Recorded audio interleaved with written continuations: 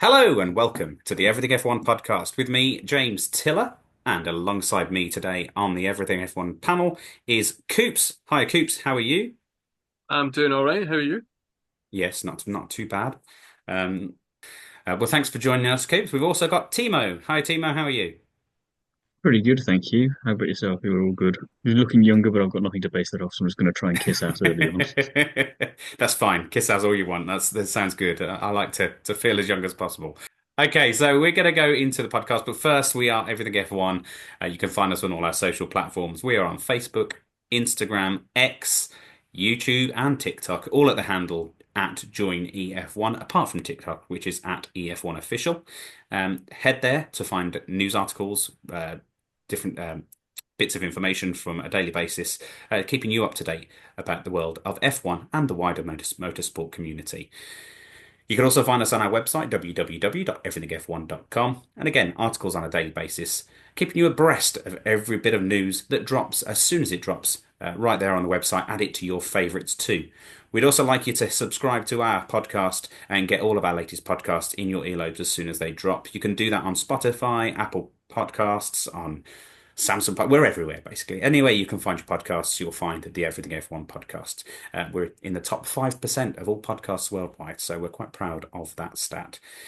Um, we also love you to head over to our sponsors, theraceworks.com. You can find merchandise from all teams, like Coops is wearing now. He's got a McLaren t-shirt, which was ordered straight from therace.com. He used the discount code EF1 at checkout and got an extra 10% off just to sweeten the deal and look good in McLaren gear. And you can do that from all the teams across the grid. So please help us by helping them, going over and buying your merchandise from them. And obviously, just get yourself some gear for this year for the fantastic 2025 season. Okay, going into the podcast, we are previewing the Japanese Grand Prix. Now, I want to get your opinions first on the Japanese Grand Prix. Coops, are you a fan? Who isn't a fan? But are you a fan? Yeah, I mean, it's just such an iconic track. I mean, Yeah. so many iconic moments. Probably most known and infamous is Ayrton Senna diving for the gap at the very start of the race. Don't go back every so often and watch that, the title decider that he decided. Uh, Murray Walker's iconic commentary. It's happened straight away. Yeah. Yeah, It was kind of pre-written, wasn't it? And yeah. is he going to do it? Isn't he? Is he? Isn't he? And yeah, he I just think obviously when just it's came Ayrton do it Senna straight and away. he needs to do that, he was always going to do it. I don't think there Yeah. was really going to be a question. Um, Mm. could you imagine the fallout if social media was on back then? Tasty. Yeah. I'm sure the McLarens knocked themselves out at some other point in run about that kind of time. After the Well, yeah, I hairpin, believe same yeah, drivers, wasn't it? from At the end of Senna the track, as again, opposed to the start of it. yeah. So I can't remember the year, but I've got the image seared into my brain of the two McLarens, the white and red Marlboro livery, Mm. intertwined with each other in a way that they're not supposed to be. Uh, So yeah, it's just an iconic track, isn't it? It's a figure eight. It's a test. The Japanese fans just love it, which adds that extra bit of extra spice to it. You know, a wee bit extra Mm. that you need for a Grand Prix. Yeah, absolutely, and the weather can be changeable as well, which means you often get a few exciting, bits of weather to kind of approach the track. I don't know what the weather's like this weekend. Does I've it not look heard much. clear? Maybe you can Google that while I chat to Tiamo I about his shall. opinions on the Japanese Grand Prix. Timo, sorry, your thoughts on the Japanese Grand Prix? Is it a favourite of yours? Yeah, I've got to echo Coops really. It's a classic track, isn't it? You've got the cross Senna battles from '89 and '90, and kind of one at the start, one at the end of the lap, and both going bad as well as the other, depending on which side of the teams you're on there. And Mm, you get some other classic race over there. You mentioned the rain day. You saw obviously it got a bit wishy-washy in 22, but you got that brilliant drag race to the line between Vettel and Alonso, showing that you can still do it, even if mm, you're in slightly inferior machinery, let's say. And you've got such iconic corners. I think the designer wanted to have as many different types of corner on that track as was physically possible. And I think got most, if not all of them. And it makes it a brilliant track. And when you think back to Alonso's overtake around 130R on the outside in kind of his mm. early days, and you think Kimmy's drive back out from 17th to first in 2005. And that's just two examples of why it's just such a mega track. And it doesn't always have the best racing, but you always have a bit more of excitement, I think. ahead of this Grand Prix than you do for others on the calendar, just because of that heritage and just because, a bit like Murray Walker does say, in Grand Prix racing, anything can happen, and it usually does. Japan kind of fits that bill pretty well. Yeah, absolutely. It's a favorite of most purist F1 fans because they've been watching it for years, and it's just thrown up those exciting races. I just echo your sentiments. I love the circuit. Love the racing that we have on there. Obviously, as you say, not always the best, but it often does pull out a really good race and just really enjoyable. And the atmosphere does look great as well because the Japanese fans, as Coops mentioned, they do really get behind it. It's a bit like China in that sort of sense, that really respectful, but really kind of really behind all the racing drivers, the fans there, and they're just really really passionate about the sport. And it's good to be there. Good to see the enjoyment and good to see it remain on the calendar, and it's on the calendar for the foreseeable, I believe. So yeah, long may it continue. Long may we stay heading off to Japan to Grand Prix race. Now the teams this year, who do you think is going to look strong there? Should we start with the championship leaders currently, the McLaren team, Coops? They're obviously looking strong. They've got a dominant car for the year so far. Is it likely that they're just going to go and romp off into the distance and continue their dominance throughout the season and starting off with Japan? I don't think they're going to be romping away with it, but I think they're definitely the team to beat. I mean, as much as they are the team to beat and they have the kind of the dominant car, for want of a better term, it's not a Red Bull Max Verstappen domination from a couple of seasons back. You know, when Mm. I think it was 19 from 22 that he won or something that Uh-huh. year. We're not talking that sort of domination, but yeah, certainly if they're not in amongst the top three, top four, then either something seriously went wrong or one of the two drivers has made a mistake in qualifying.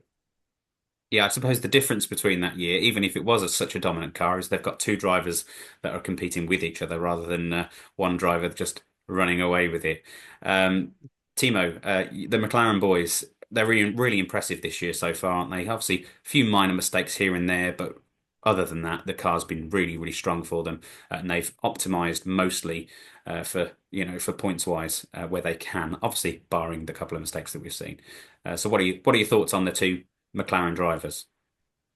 Yeah, echo you and Coops there, to be honest. I think, like you say, the only mistakes have come from bad luck more than anything else. I think you Mm, can't do much about rain, you can't do much about your brake pedal just deciding to not play ball with you. So yeah. it's one of those things. And you think if you're them, that's hopefully for that from their perspective, their bad luck out of the way for the season. For every other team, they're probably hoping that not to be the case. And coming into this weekend, a little bit as you could already tell from the first two Grand Prix, their biggest rivals might be each other. And depending on how qualifying goes, depending on how the race unfolds, we might get to see a bit more of that and how effective the team will be in deploying papaya rules and if anyone actually wants to play by those.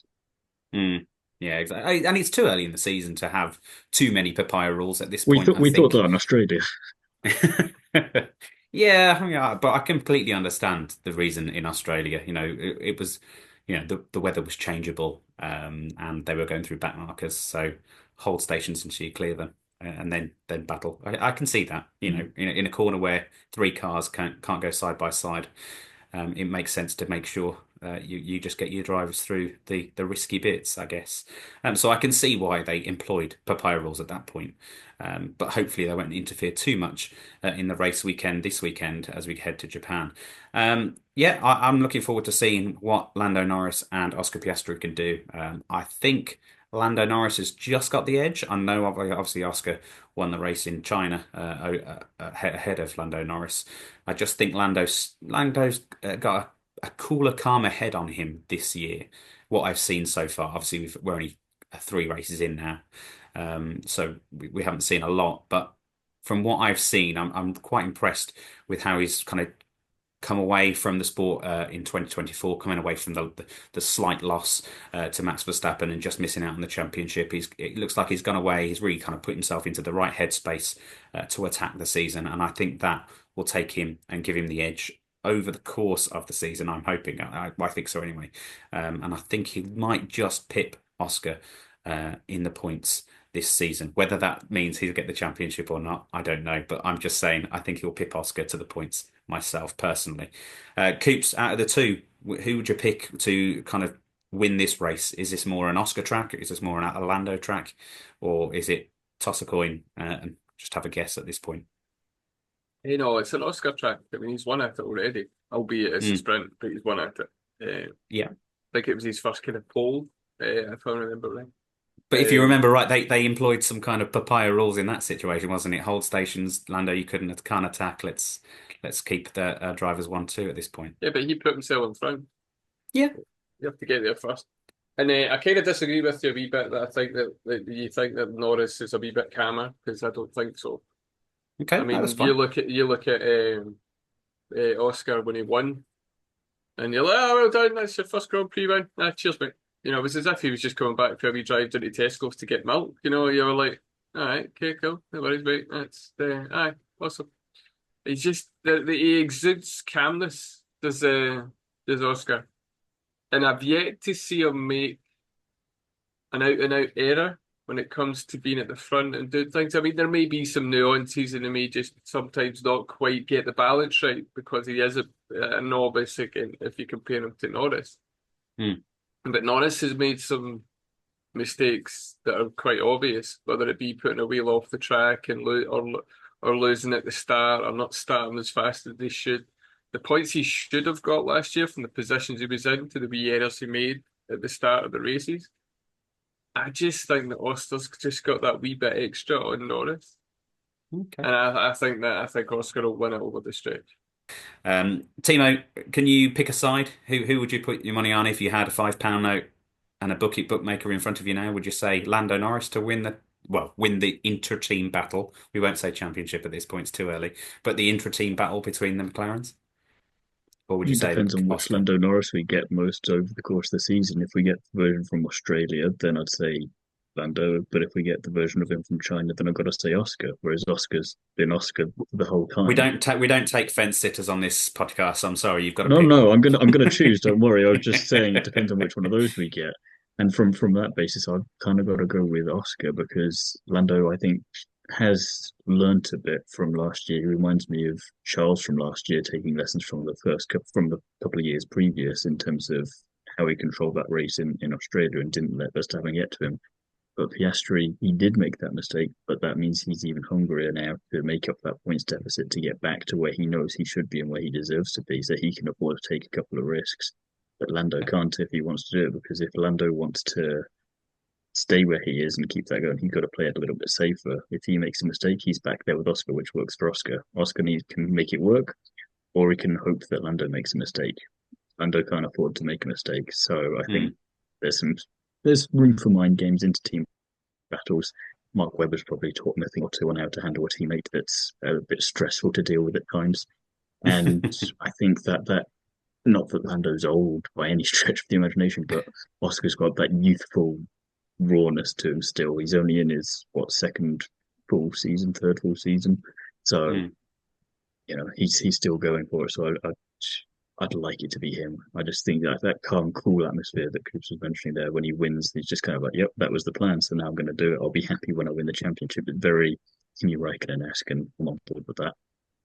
Yeah, fair enough. So it's 2-1 there. What do you think? Our listeners, obviously, let us know in the comments who you think will win the inter-team battle this year.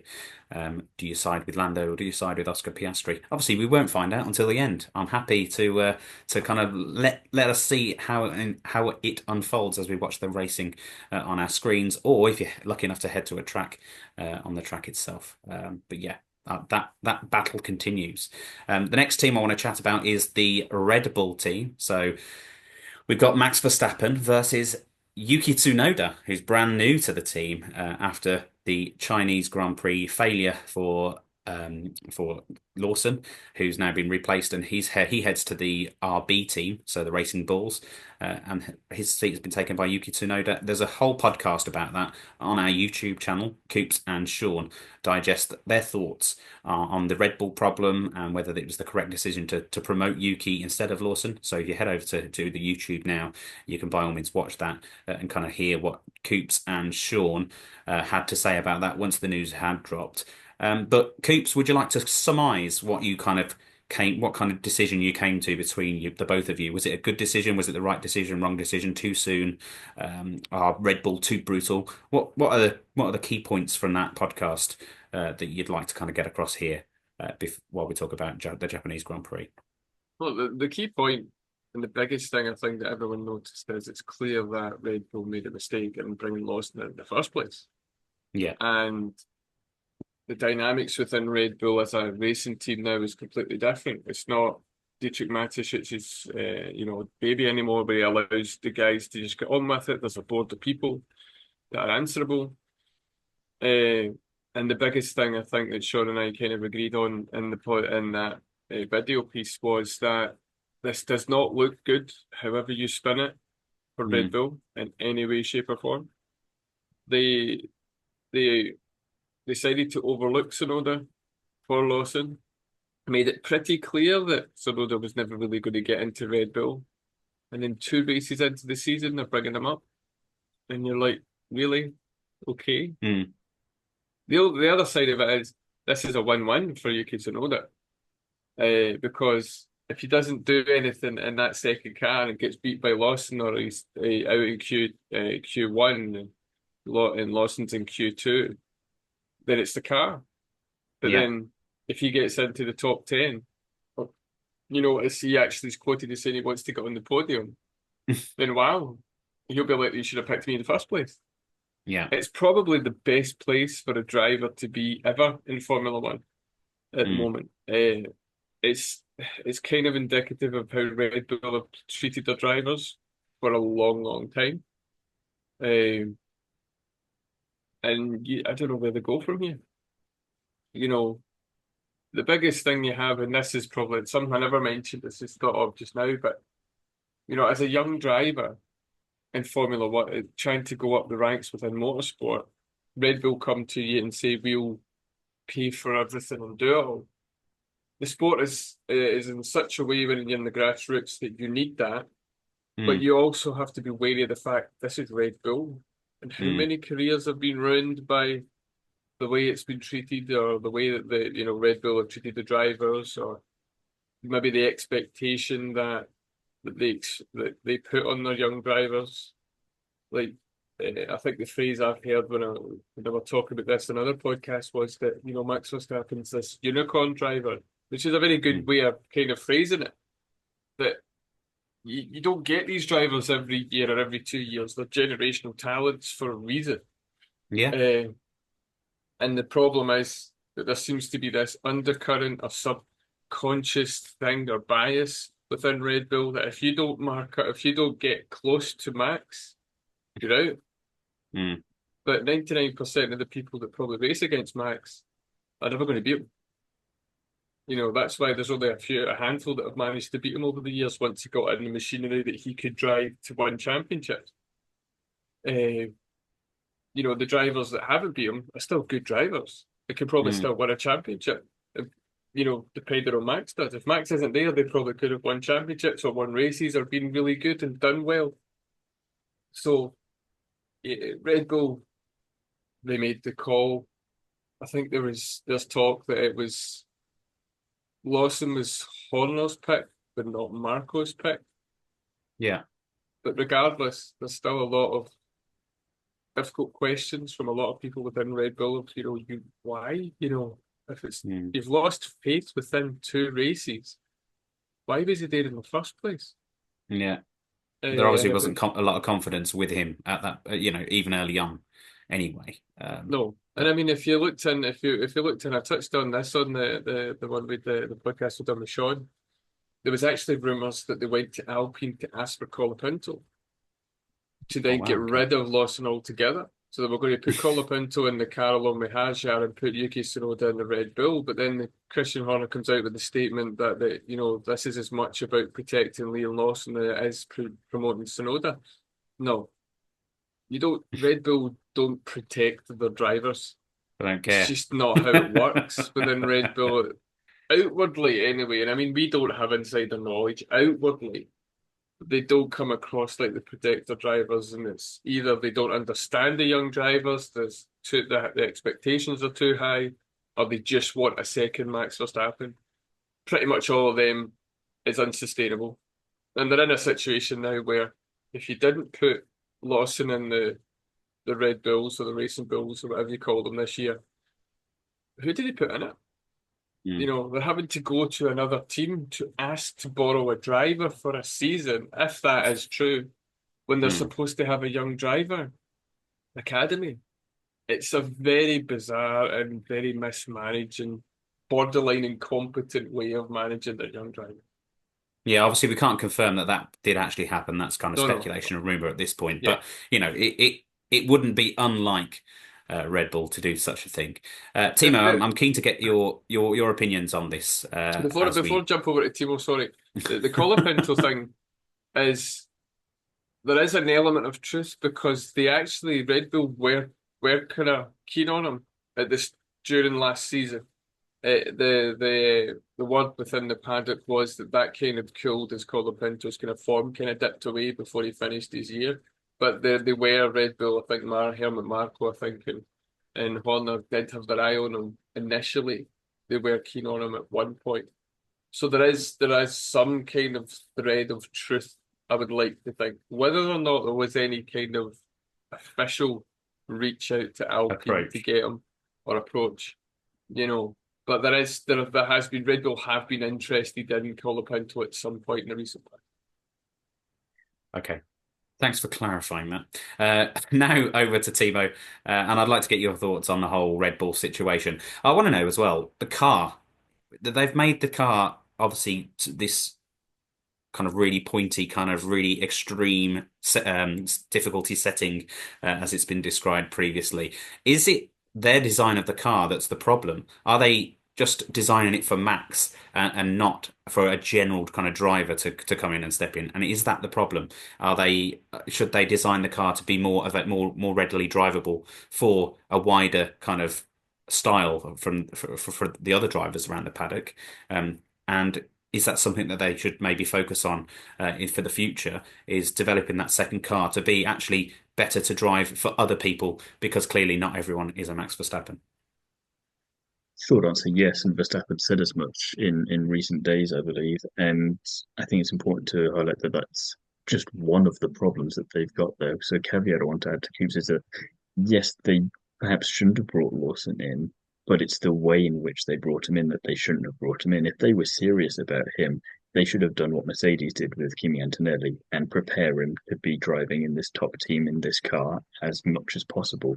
That Mm. means more than just sticking you in a junior team, which is a very different car, let's not forget as well. Not just from last year to this year, but from that car to the Red Bull. So even Yeah. if you have 9, 10, 11 Grand Prix in that car, doesn't mean you're going to be able to nail it in the Red Bull straight away. Why was he not testing in older Red Bulls where you can get a feel for the general idea of it? And if your style of driving is different from Verstappen's, but the car is designed more to suit him, at least by driving previous iterations outside of the cost cap regulation, you can start to adapt to that. So if they're not going to change the design of the car, even if they should, you can start working on adapting your own driving style to try and eke the most out of that. Mm. And Yuki being in this position now, obviously it's what he wanted, but I don't know if it is the best place for any driver to be right now because, in theory, for this one Grand Prix, I can agree with that. But if, as I think it's to be believed, that he has a contract as much as those are worth sometimes in Formula One for the rest of the season with Red Bull, if by the end of the season he's say doing better than Lawson was doing in the two chances he got, but still not exactly lighting up the timesheets, that could be his career done as well then, and we can add him Mm. to the many corpses that Red Bull have tossed aside over the years in the form of young drivers. And it does make you think that if a driver with 4 seasons of experience in your junior team that you say is perfect preparation for a Red Bull can't do anything with that, then that doesn't look great for anyone involved, especially not Yuki, because you go, he's been talking the talk as much as you have to as a driver, but no one cares about that other day. If you don't have the results, Mm. as much as people that were incredibly pro Liam were going, and looking into the details of what happened and all of this and this, a lot of people won't care about that. They'll watch the Drive to Survive episode, they'll see P20, P19, and that'll be all they'll care about. And it'll be the same for Yuki, and you'll see how quickly that turns immediately. And just think it's a high risk, high reward situation because if he nails it, like Coop said, he's sorted. And how long for, we don't know. Even Perez only had about a season and a half worth of good time in that car before his performance dipped for a multitude of reasons. So if he struggles a bit, what chance does Yuki have, even if it does go right? Who knows? But if he fails, Red Bull look again incompetent because they're again hoping that a driver that's been in a different car and hasn't changed teams in that time is just going to be able to adapt. And they're also hoping that he can not match Max because then that causes more headaches for them, but match him enough to be a good team player and a good number two driver. But if you're Yuki Tsunoda and you're getting this opportunity to top spot, are you going to want to play ball? Would you rather have a chance in a top team and throw everything you've got at trying to get podiums and wins? And championship probably a bit ambitious, but he'll do his best to try and do that if he can. Or are you going to play the team game and go, I'll help Max out? I think I know which a lot of people would do, including most of the drivers. Yeah, absolutely. But they know where the bread's buttered, don't they, as well? So are they going to try Well, and rock the boat too much when they've got a seat to risk that depends seat? on how much his relationship still ties in with Honda, their relationship with Aston Martin. If he's only there, as many people believe, because Honda wanted him there in the first place, then Mm. in theory, he knows where his bread button. It's not Red Bull. He can just go off with Honda and make do with them. Yeah, But yeah. But that's it's got a whole nother kind of relationship to kind of crack in the team owner slash team son dynamic of the Strolls at Aston Martin before they get rid of anyone like that. Coops, you were saying? yeah, it's. I think it came out that Honda gave about 10 million to sweeten the deal to get him into the Red Bull for the Japanese Grand Prix. Hmm. And it seems to be that this is probably Yuki Tsunoda's last year at Red Bull for under the kind of Red Bull market or marquee. I mean, if he comes up and he does what he needs to do, which for Red Bull, he needs to be in the probably the top five regularly, Mm. get into the Q3, get a run about the top five, and he just literally needs to be the rear gunner for Max. And if Max is having a horrible race, he gets the points instead. That's literally Yeah. all Red Bull want him to do. Uh, Yeah, they need but points in the constructors. That's it. They need somebody who's going to bring points in for the constructors because yeah, they I want to mean, win both. yeah, well, I mean, Red Bull mismanaged the Perez situation. We all knew that Perez was going to cause issues with the championship with the constructors. They decided to give him a new contract when his form started to dip, and it never got any better. I mean, the funniest part of Sergio Perez and Red Bull was the video of him coming down the stairs in the yacht after he'd won in Monaco, holding one shoe and the other shoe in the water. Uh, I mean, that's amazing. Round of applause for that. But when he got in the car, he put it in the wall. So Mm. so yeah, it's just a really bizarre situation that's been built up for years, and for a team that has this unbelievable extra thing and a second team that they can get their data from and put the young drivers in to mismanage it so spectacularly well over the years. Mm.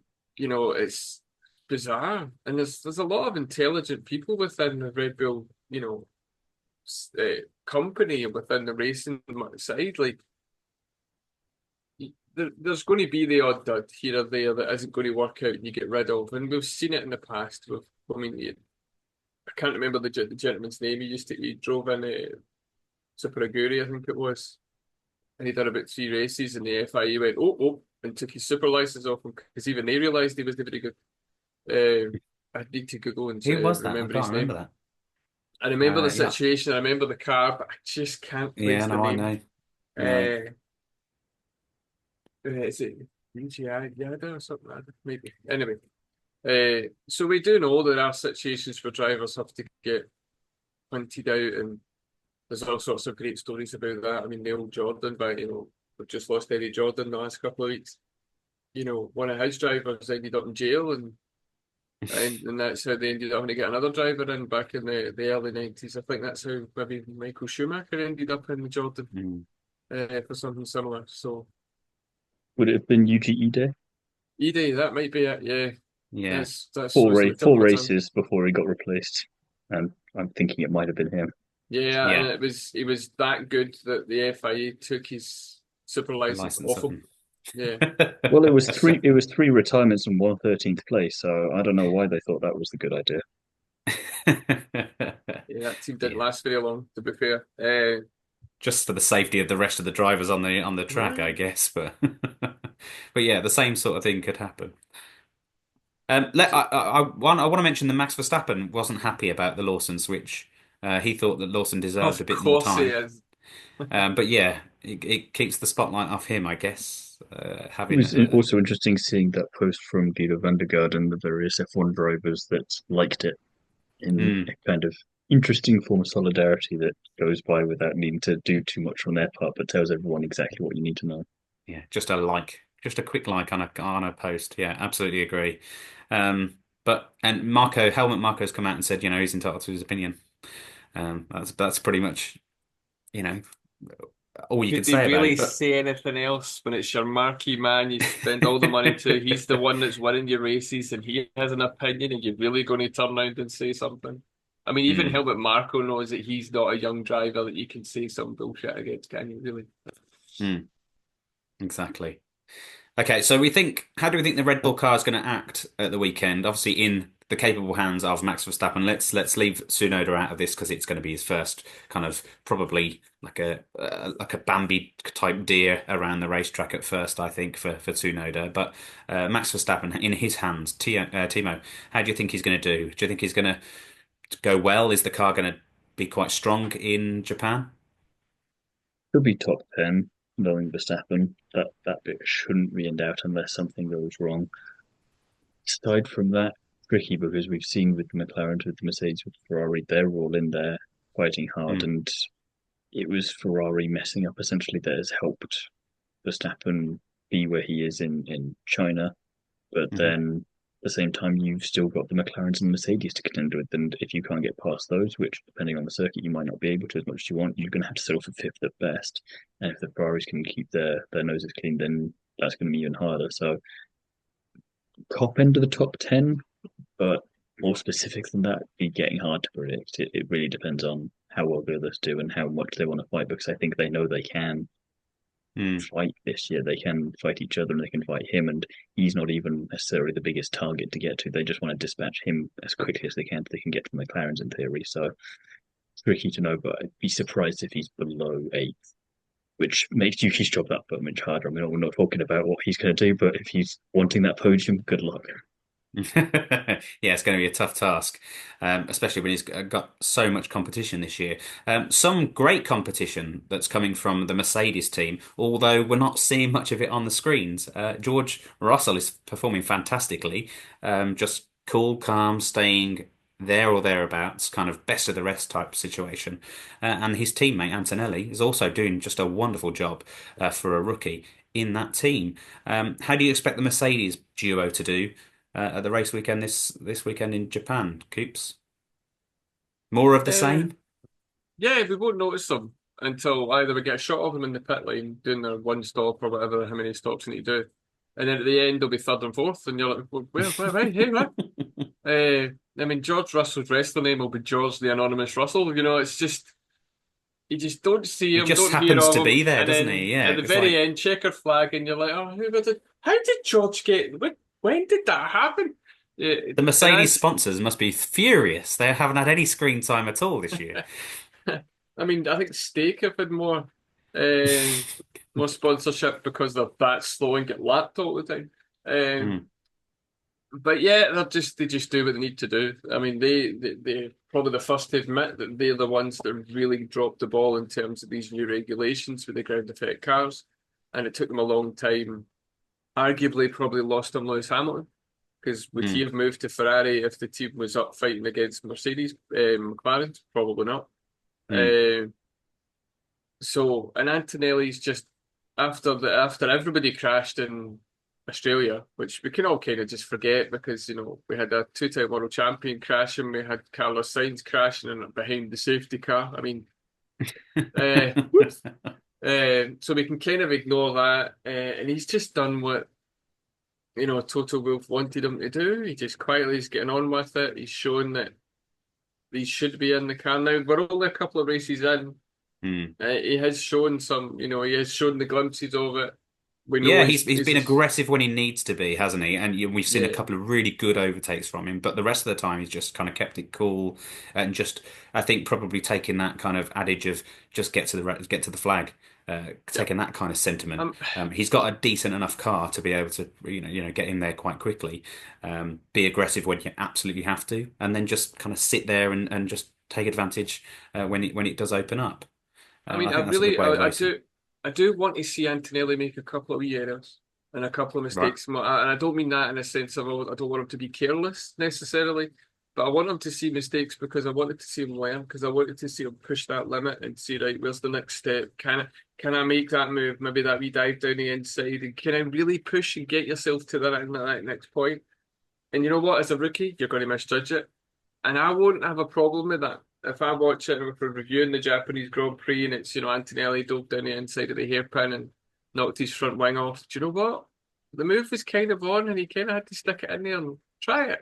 But, as long as it's not something silly that's really going to put people in danger, and it's Mm. just him kind of pushing that limit and trying to get that wee bit more aggression in there. And you know what? It's your first season in a Grand Prix car. This is your time to make these errors. You don't want to Mm. do a Mazepin or a Mick Schumacher and do it every other weekend. That's a problem. Uh, No, but but he's got control of that car. He knows what he's doing. He knows where to put yeah, it. yeah. And as I say, he has made a couple of really aggressive moves. Timo, your thoughts on the Mercedes duo?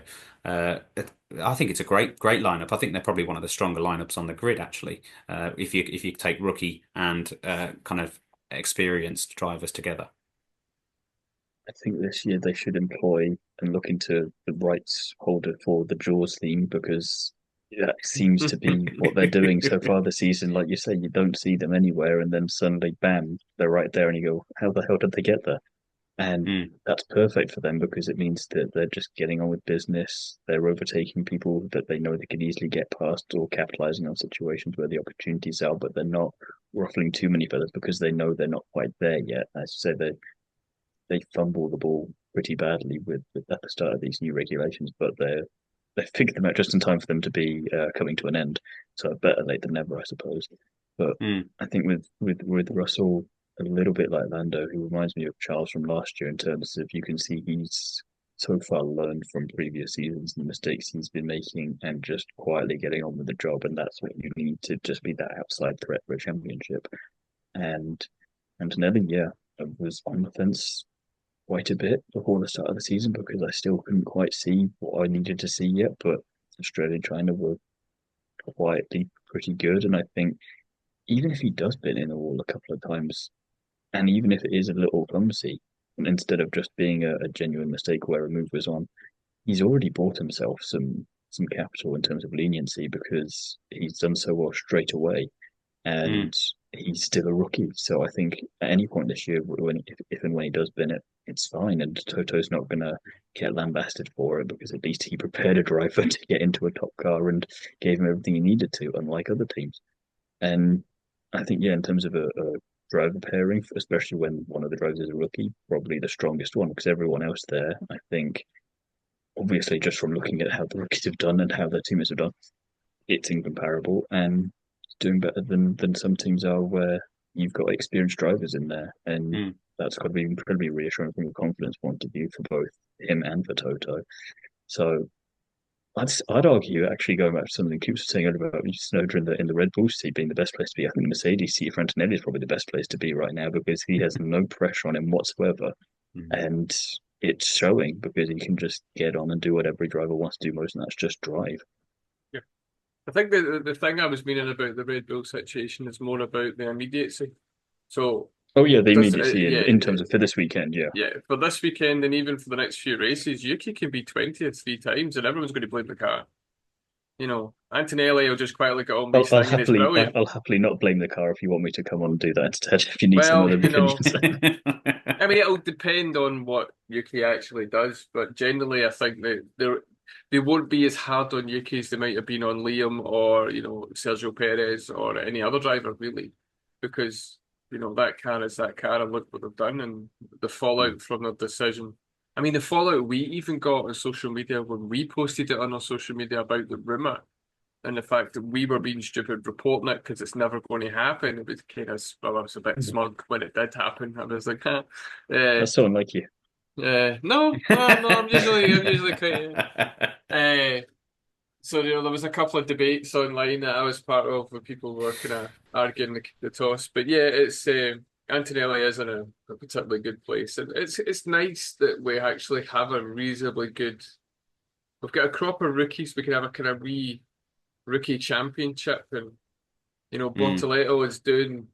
Bortoleto is probably the most.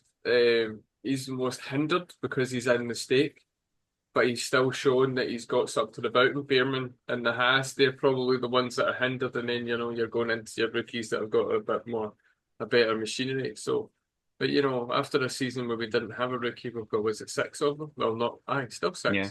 technically. So it'll be interesting to see how they all do. But yeah, Antonelli's probably. I think he's done amazingly. Like you say, he's kind of banked some kind of some excuses for later on in the season if he does bid it, because he's done so well. And just he does remind me, and the rumours coming in that he was going to be the next Max Verstappen. Do you know what? I can see it. I can, after his performances, I don't necessarily think he's going to win straight away like Max Verstappen did the first season he came in. But I think he'll be. I think he's got a good prospects for the future, and I'm really excited to see what he can do as the season unfolds. And I disagree with you in terms of I want to see him take risks at this point. I mean, Mercedes, I'm sure would say the same thing. See the checkered flag, because if you see the checkered flag, we're going to see you probably fourth, fifth, maybe sixth.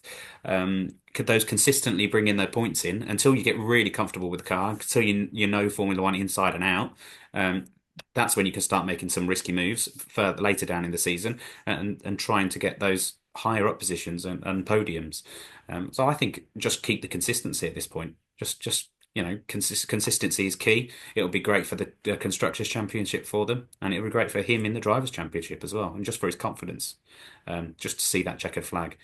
I know what you're saying about aggressiveness. You want to see that aggressive style, but I think just be aggressive when kind of the opportunity opens itself up in front of you. That's all. That's all I would suggest. See the checkered flags. What I mean by being aggressive is I don't want them to just kind of sit back on the laurels and just always finish a race. If there's a kind of half chance, I would like to see him kind of try and see where he can push it. Maybe be that wee bit more aggressive in the moment. I don't think Antonelli needs to be a more aggressive driver. Certainly just now when he's only a couple of races in, but just challenge yourself, maybe push it out there, hang it out there a wee bit and see where you can kind of get it to. And, if he hangs it out a wee bit and he dips his wheel onto the curb and spins the car, fine, good, you pushed it. That's what he's there. That's the whole point of having his rookie season. That's kind of what I mean by it. I don't really need him to do like what was it, Daniel Kvyat, it was called the torpedo, or Max Verstappen when he was when he was in his earlier days when he came up to race against another driver, you either got out his road or you had a crash. I don't mean that. I mean more just push it a wee bit. Just as we're coming into it now, we've got a few races in, and if there's an opportunity there where you could maybe stick the car down the inside or maybe try a wee outset pass on in the Japanese Grand Prix, and do it, go for it. That's what I mean. Like, don't just sit back on I'll be fine if I just, get ninth and finish. Push it. Try and see if you can attack it a wee bit more, I think, is what I would like to see. Okay, fair enough. That's fine. Let's talk about Ferrari. Let's move on to the Scuderia team. Obviously, Lewis Hamilton's brand new to the season for Ferrari, and Charles Leclerc. They've got a quick car, it seems, albeit they make a few little mistakes as per Ferrari usually do. Thiamo, what are you expecting them to do at the Japanese Grand Prix this weekend? They're hoping, we're all hoping, I think that it's third time's the charm for it to just have a smooth weekend. I think we know what we want from them, we know what they're capable of, but I will settle for just not getting disqualified and not being out of position by the end of the race in terms of where you are in the top 10. And I'll be happy. And I hate that we're 3 races in and we're already having to use that measuring stick because your Ferrari is showing. But I'd just like that to be the case here, so we can just get some solid points on the board. We can as great as it is for Haas, stop Esteban Ocon being the highest scoring Ferrari driver in the championship, because that just doesn't feel right. And get back to the fundamentals, because I think that's where they've been really falling down with these first two Grand Prix. Is they've been so focused on the bigger picture, which fair enough, but they lost sight of a couple of the basics. And the analogy I've been using is you wouldn't go onto the basketball court without tying your shoes properly, and yet they have been. And then they're wondering why they tripped over, and everyone's going, "Really? You can't see the immediate issue here. Allow me to point this out for you." So that's where I think they need to focus on. And then once they do that, they don't need to teach these drivers anything. They both know what they're doing. They both know what they want. And until they're in a position where they actually have to worry about each other in terms of fighting each other for a championship, they'll work together and get the job done. So they just need to focus on having a clean, tidy weekend. And that car in Japan, don't quite know. Last year, I can't really remember seeing much of Ferrari, which really tells you all you need to know. And it's going to be interesting to see where they fall in the pecking order this time. But we might have a weekend where maybe they're the Mercedes of this weekend, and we don't see too much of them. But that might not be a bad thing. No, exactly. And Hamilton's actually won a race, obviously, in Suzuki. Four times in Suzuki, once in Fuji, I think it was. I was just quickly Googling that. So if I misread it, it's because I was doing it quickly. So he's got experience of performing well in Japan. He's got experience of performing at most tracks, let's be perfectly honest. But I'm sure he'll take that experience into the race this weekend against his teammate. And last week in China, Charles said, Lewis got the better of me, and that's why he outperformed me in qualifying, and how he outperformed me in the sprint. Obviously, enough said about the race. They were disqualified from that, but they've got two drivers that are fully capable of doing well, and performing at the circuit. So let's hope that, like you say, third time's a charm, and they pull everything together and get to the finish flag and remain on the title sheet at the end, on the classification sheet at the end, and wherever they are, they remain there, whether that be first, second, third, fourth, fifth, wherever. Coops, how do you think they're going to do? If any team needs to pull a George Russell, it's Ferrari. Where we don't see them, we don't know anything about them, and then they rock up fifth, sixth, fourth, third, whatever, and you're like, First, second. Yeah, well, we'd see them a lot then, but just at the end. Yeah, just at the end of it, and then imagine they make a good strategy call, and they get they get 1 and 2 right at the end. That could be the dream. The frustration for me with Ferrari is they have everything there to be such a good team. Maybe not quite dominant, maybe not like your Red Bull, dominations, but properly, consistently fighting. And they always find a way to just mess it up. They just Ferrari themselves all the time. And it's just such a frustrating thing. I mean, there's a high percentage of people in Formula One who may not even like Lewis Hamilton necessarily, but don't hate him. Would they be kind of chuffed to see him win his 8th title in a Ferrari? Probably. It's Lewis, and then he's going to sail off and do his thing after he wins his 8th. But they just find a way to make mistakes. Like, how do you... The disqualification for Ferrari, for me, what strikes me is the fact it was two different things.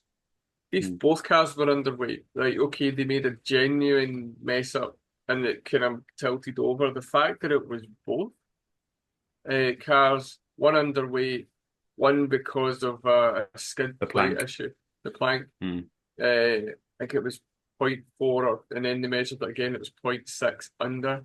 This is millimeters we're talking. 0.6 millimeters, too much wear. Yep. Crazy kind of tolerances, isn't it? When you think about it, how tiny that is. They can't be grey when it comes to those things. But no, of course, I completely agree with the disqualification. I'm just saying it's crazy how close that tolerance is when you think about how tiny a millimeter is, and it's only half of that millimeter that's been worn additionally, and that's what's got him disqualified from the race. But they're a frustrating team, and for anyone out there who follows them, and for the Tifosi back in Italy, and let's not forget that the Formula One team is front page news in Italy. I mean, it's the only team that has this pressure when it comes to the media side, and we've discussed it a lot over the years. But they must be, if I'm frustrated, and I don't genuinely follow them as passionately as they do, I mean, how Mm. frustrated must they be to see that, and how, Do you think they how need to I think hire somebody new? Is there a fundamental flaw with their strategy team? Do they need to kind of poach someone from, say, Red Bull, someone from McLaren? Do they need to get a different set of eyes, a different set of kind of different knowledge base around strategy, or is it just silly mistakes that they're making? That I don't know. What do you I think? mean, but where would you stop though? Is it genuinely the strategy? Is it just the fundamental culture within Ferrari? I think Fred Vasseurs done a lot of good Mm, because they were genuinely when it was the last few team principals, they were quite closed off from the rest of the world, and the media, and you didn't really get many quotes from it. Not a lot happened, and you see Fred out there laughing, joking. He's kind of changed the culture. And I mm, think Fred's probably the right person to bring in because he wasn't really a Ferrari guy. Because for the last few years before him, it was always somebody internally or somebody within the yeah. Ferrari world or that sort of thing that kind of moved him out and amongst it. So I Manager of don't, Ferrari kind of car sales from America or something like that, I think yeah, is where there they've was gone. always, it was somebody within the Ferrari culture that was moved within it and it never changed that. So no, I don't think there's anything necessarily. Like I think every team. What's the woman's name that's the head strategist at Red Bull? Uh, And Schmidt. yeah, I was going to say Hannah Schmidt. I thought that's what it was. Um, I mean, every team would want her to be the head strategist. So it wouldn't just be Ferrari. Um, I think they so could do with hiring someone along the lines of Al Pacino, but purely for motivational purposes. You just get him to do a good pre-game speech, and maybe then they'll just get their act together. And it's just the lack of confidence, the lack of belief. Something there's nothing necessarily missing. It's just that mindset issue. And if Al Pacino can sort that out, then I don't think we have anyone else who could. we need to Say get Ted hello to my Lasso. little friend.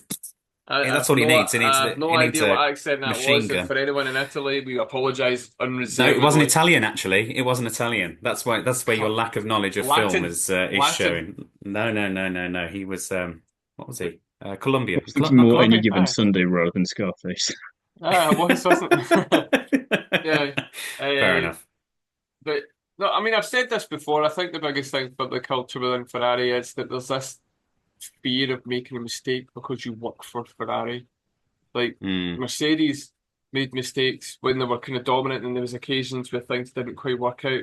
I think the German Grand Prix a few years back, where everything just went wrong for them. They kind of came out and owned it as a team, and just went, yeah, yeah, we made a mistake. It was anything that went wrong did. Uh, but with Ferrari, it was like somebody made a mistake, and the next thing they're restructuring and moving somebody to the doldrums of some garage in Maranello or something. And it was for me, it's that fear. Like people don't make their best work when you're fear of what could happen. You can't innovate without the the acceptance that there may be failure. Yeah. If you want to try something that's different, it might not work. I mean, how many times have we watched, maybe not in this generation of Formula One with these cars, but in the previous ones where we see a team come out with a front wing and it's like nobody else has got that front wing, and we're all discussing it going, either this is just going to disappear in three races or they're disappearing down the track and everybody else is going to copy them. But I think I've kind of lost that. They kind of just keep within their lane a wee bit too much, and it's like, right, no, move out, try something. And Mm. hopefully Lewis being there and just this breath of fresh air in terms of a driver coming in with his experiences and his Wealth of accolades and, knowledge. Yeah. and his knowledge and things, that hopefully he could kind of try and instill that kind of like, let's try something different, let's move it. And even just, I think just he might not need to say that, but I mean he like just, and this is a weird analogy and you might laugh at me, but Lewis coming Probably. in Lewis coming in and wearing the clothes that he wears that are different and they're out there and they're weird to as normal people and as laymen's that watching that and seeing what he wears, you're like, wow, I wouldn't go to Tesco wearing that. But sometimes just that kind of confidence to just go in and try something that's different. Mm. That's the I thing think what that's why Fred Ferrari worked need. so well there. Like you were saying earlier, they looked outside, and it wasn't even too far outside, but it was No, just outside enough for it to work. And as much as the close analogy is amusing, I get the point you're making. It's yeah, enough of a difference to come in and go, it's a fresh pair of eyes. Let's see what I can do then. Also, I might know a thing or two about what I'm doing as I've had a bit of success at the last place I was driving in. yeah. Mm. Yeah, Yeah, and plus absolutely. the photo shoot he did when he first went to Ferrari was so cool. It was so good. So I was like, oh, look at that. Ferrari F40, the seven windows, the wee door. He looked like he looked like something straight from an Al Pacino movie. It was brilliant. It was the best thing I'd seen in a long time.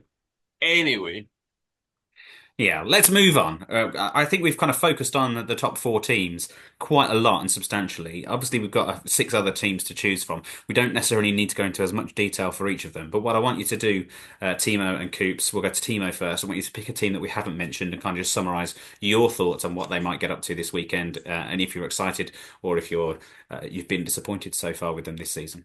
So, Timo, you pick a team from the last six remaining, and kind of digest that for me. Got one on the top of my head, and might be cheeky and go for a second one afterwards, depending. But I'll Yeah. stick with Alpine to start off with, just Okay. because they are a team that have so much potential, I feel, at the moment, and we're just not seeing it yet. And I feel like that's a team that has just genuinely had bad luck the last two Grand Prix. Gasly has been doing a really nice job. He's just not been able to transfer it into a race result. And Doohan, I think, is under a lot of pressure. And the one thing I can give Red Bull a small bit of credit for, even though they kind of backfired on themselves, was straight after China, Horner was coming out and backing Lawson, saying we're gonna kind of be focusing on him. He's going to be in this car. Da, da, da. He was towing the line immediately, even though it changed 5 minutes later. At least initially, they were there. We've not really seen any of that from Alpine with regards to Do, and he's under all this pressure and doing a pretty good job for considering he wasn't in F1 last year. He wasn't in F2. He was just kind of around, and he's having to learn all this and just be expected to perform. And you could argue that there are some people in Alpine who are waiting and hoping that he won't improve so they can stick Colapinto in or Paul Aaron or someone else in the car. And that's quite harsh, I think. Hmm. And I quite like, and just seeing Doohan on track for the first time in Australia with the nice positioning that they have for the camera just behind his head and the way that they've got the livery finally, a good delivery from Alpine, in my opinion, that they finally figured out how to nail blue and pink in just the right way. It just looked right to me, and it's been such a Hmm. shame that they've not been able to capitalize on that so far. The penalties he got on China were a bit harsh, I thought, for what the moves were.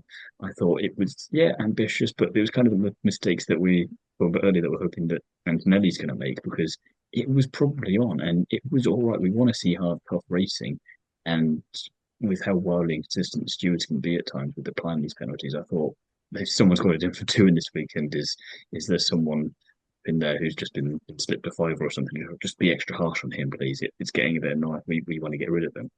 Um, Hmm. so I'd really like to see them have a strong weekend, because I think both drivers are incredibly capable, and we saw how much of a turnaround they made from the start of last year, the end of last Yeah. year, and it looked like that could keep going. And I think a bit like Ferrari, they're going to be hoping it's third time's the charm. Keeps, you've got five more teams to choose from. Who are you going to select to talk about? Carlos Sainz, because Just Carlos Sainz as a team. Does that include his like physio and the preparation that he's going to take on the run up to the weekend? you're such a sarcastic. Anyway, no, we're Yeah. going to talk about Carlos Sainz and the underwhelming start to his Williams career. Okay, go for it. Because, crashing out behind the safety car in Australia is really silly. Regardless of who you are, that's really silly. And Yeah. then he just kind of underperformed in China. I want to say it was a Q1 exit in China for the Grand Prix, but I can't remember. I think it was the lower half of the grid, let's say. Hmm.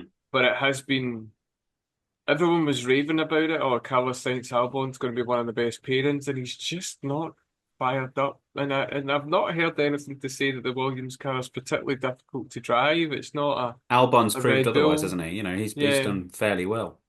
So he's one I would like to see do better than he should be. He's basically should be doing what Alpine are doing. He should be doing better than what they're doing. Uh, so he needs to start kind of showing something as the reason why everyone had this big fanfare at the fact that Williams had a coup and got him over. So yeah, he's kind of the one to watch for me this weekend. And obviously, Do you think he will do that? Do you think he will do well this weekend? that's the weird thing. I just don't know. I want him to, and I hope he does. I just don't know. And I Hmm. think this is the thing. This is probably the most delightful thing about this season in 2025 is there's so many things we just don't know. Hmm. Like, I for about 2 years, we were on the podcast going, yeah, so Max is winning. Anyway, so who's second? Who's third? Yeah. And now this year we're like, yeah. Uh, And somewhat ironically, the one time you could say otherwise in 2023, it was Carlos Sainz who was the one winning.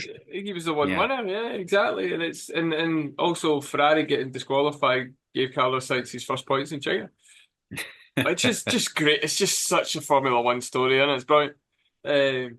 Which will probably not even be mentioned in next season's Drive to Survive, going by the way they did last this year, for last season's one. But yeah, there's so many wee stories and we subplots and storylines that I just don't know what's going to happen. Like, is Doohan going to survive to the end of the season? Probably not.